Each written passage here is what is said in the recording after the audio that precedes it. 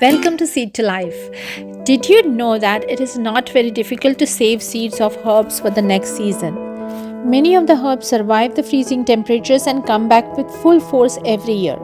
However, basil plants do not tolerate frosty winters. You can save the seeds easily for the next year so that you can grow a ton of basil in your home garden. Here is how you can do that. Step 1 is to wait for the right moment.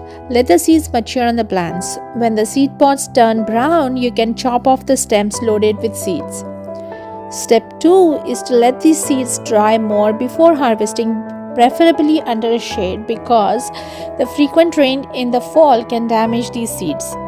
I keep the seeds to dry in brown paper bags. Step 3. Once the seeds are dried completely, that is about in 3 to 4 weeks, they are ready for the further processing. You can save them in pots as they are or clean them further to save space. Step 4 is to crush the seeds. Here are some basil seeds that have dried. If you crush them, these black aromatic seeds fall down. Just crush the seeds with both hands in a bowl. Step 5. Next, sift the seeds through a colander. Collect them in a bowl.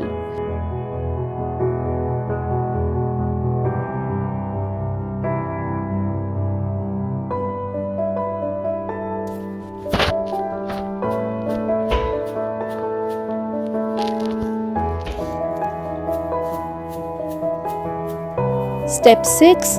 Dry these seeds for an additional week before saving them in labeled Ziploc bags. If you're interested in buying fresh seeds from my garden, visit my shop on Etsy. The link is in the description. A big thanks to you for watching my videos and supporting my channel Seed to Life. Please click subscribe for more such videos and updates. Click the bell icon to get notified about future videos.